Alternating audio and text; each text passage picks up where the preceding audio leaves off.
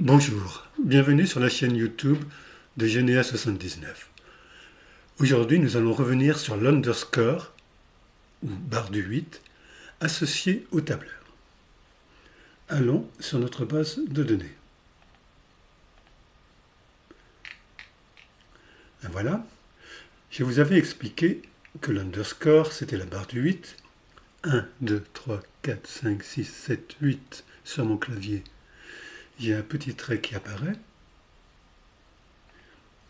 Si je mets rien d'autre, début de patronyme, et que je clique sur une commune, la première, Dilly, et que je choisis par exemple les mariages, je vais avoir tous les mariages de A à Z d'une commune.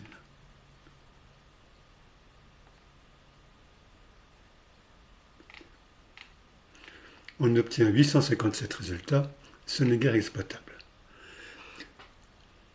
Dans la vidéo précédente, je vous avais expliqué que c'était très utile quand on faisait une recherche sur un prénom rare ou quand on voulait faire des statistiques sur une commune, des statistiques de naissance, de mariage et de décès.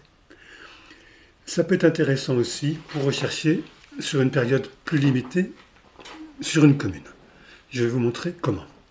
Mais allons-y. Je me limite entre 1650 et 1700. Je reste à Adilly. Je choisis les mariages. Je voudrais savoir quel mariage il y a eu sur cette période-là, voir si j'y trouve des ancêtres, plusieurs ancêtres. Je clique sur Rechercher.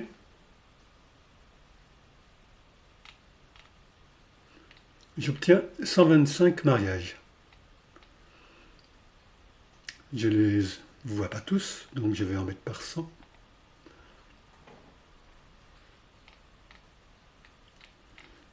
J'en vois 100.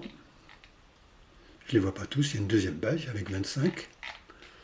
Mais c'est pas très facile à consulter parce que c'est classé par date et non par nom. Et que moi, ce qui m'intéresse, c'est de faire des recherches sur les noms de famille. Alors, il existe une solution. Il va falloir travailler avec notre base de données et un tableur. Ça peut être un tableur Excel ou un tableur LibreOffice, OpenOffice. Ça marche très bien aussi. Et c'est gratuit.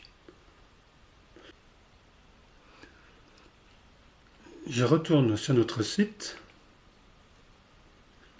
Et là, je vais sélectionner tous les mariages. Comment faire? Je me mets sur la première case, là où il y a écrit mariage.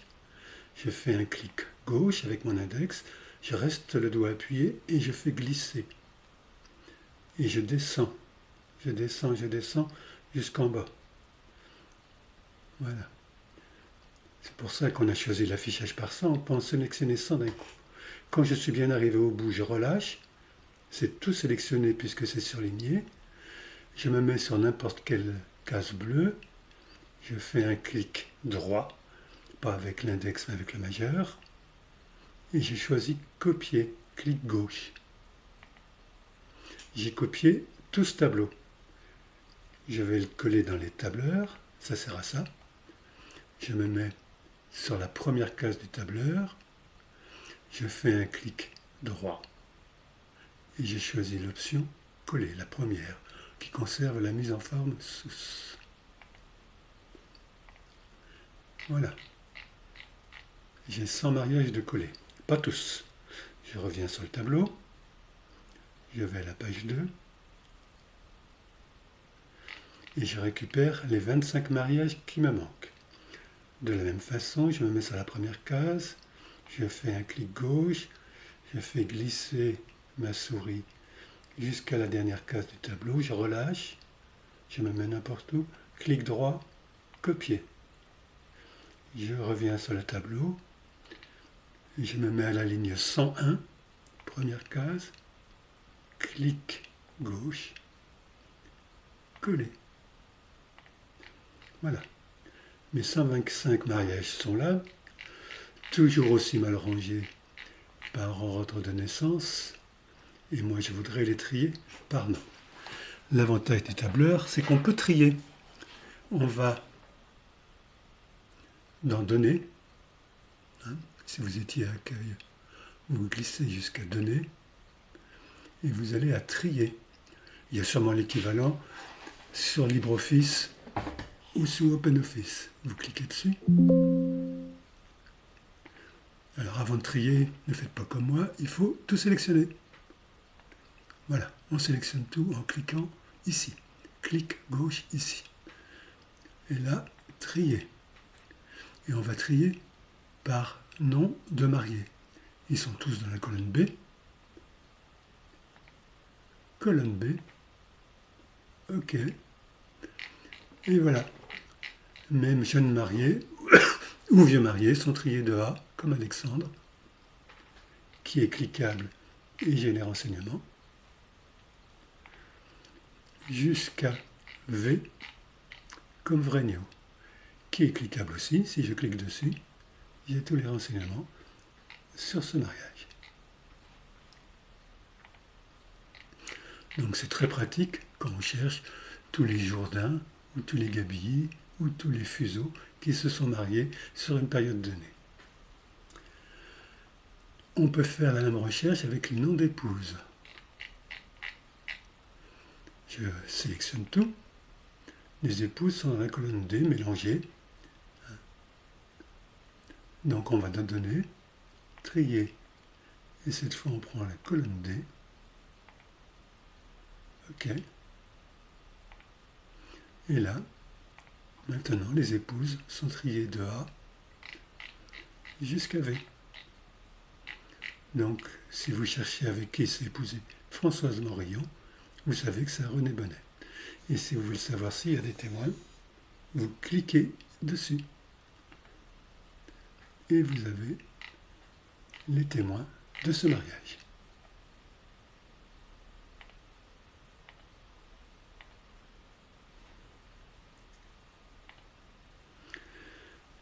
On peut faire la même chose pour les baptêmes. On va ouvrir un nouvel onglet et on va y mettre les baptêmes sur cette même période. Donc au lieu de mariage, j'ai choisi baptême, toujours la barre du 8, toujours début de patronyme, toujours Adilly, toujours la même période, rechercher. Ah, 455, il va y avoir plus de travail, il va y avoir 5 pages à coller. C'est pas infaisable, mais c'est plus long. On fait pareil, clic gauche, on sélectionne tout jusqu'en bas. Ça doit y être. Tac. Je relâche, clic droit, copier. Je vais dans mon nouveau tableau, je me mets sur la première case, clic droit, coller. J'ai collé tous les baptêmes, enfin tous les baptêmes, les 100 premiers baptêmes. Il faut que je recommence ça 5 fois. Alors je ne vais pas les faire tous, je vais faire une deuxième fois. Je vais faire la deuxième page pour vous montrer que ça peut aller vite quand on a bien l'habitude. Copier. Je me mets à la ligne 101, première case, coller. Et comme pour les mariages, je peux faire le tri maintenant. Je sélectionne tout. Je vais dans Trier. Par nom d'enfant, c'est la colonne B. OK. Donc là, j'ai les enfants triés de A à V. Si je m'intéresse aux mères, parce que les mères ne sont pas faciles à trouver, elles sont dans la colonne E. Je sélectionne tout. Trier. Colonne E. OK. Et là, c'est trié par ordre alphabétique de maman. Donc si je veux savoir tous les enfants qu'a eu Françoise Gentillot, je sais qu'elle les a eus avec Roy, pierre. Je clique sur le premier, par exemple, et j'ai les parrains marraines. Voilà. Bon, il y aurait d'autres pages à faire pour que ce soit bien complet. Mais je pense que vous avez compris le principe. Pour être complet, sur ADI, il faudrait faire un troisième onglet. Le premier onglet, c'était les mariages. Le deuxième onglet, c'était les naissances, baptêmes. Il faudrait faire un troisième onglet pour les décès.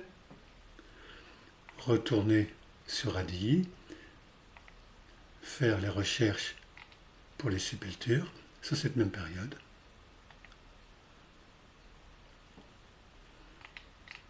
Et de la même façon, coller par page 200 tous les résultats dans le tableur sur cette troisième colonne.